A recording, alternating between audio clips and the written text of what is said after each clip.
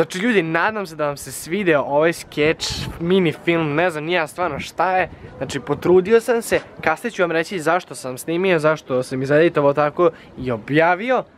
Pre toga hoću da pozdravim ove ljude sa TikToka ovde.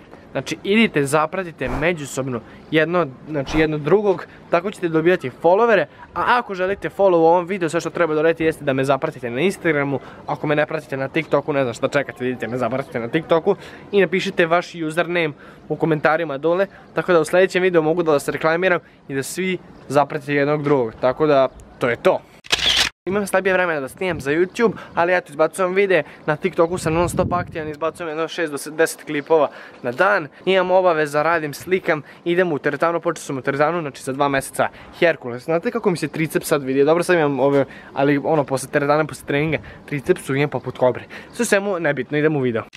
Sada što se tiče ovog mini filma što sam objavio, bio sam sa mojom ekipom što smo snimali. Sve svemu, kako je snimljeno, tako je snimljeno, sve namerno, kako je zaeditovano, namerno je zaeditovano.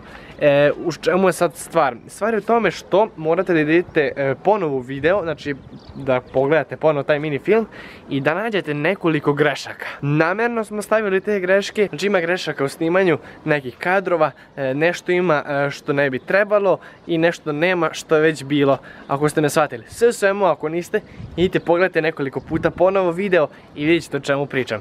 Tako da čitam komentare i znači prve 3 osobe koje pogode sve u sljedećem videu dobiju pozdrav. To je to ljudi od ovog videa, znam da je kratak, ali ajde da kažemo nekako zanimljiv je. I ono, ne znam više da kažem, ako niste ostali subscribe, brzo ostavite subscribe, ne znam šta čekate. I to je to, mi se vidimo u sljedećem videu, do tada imate ogroman pozdrav. Ćao!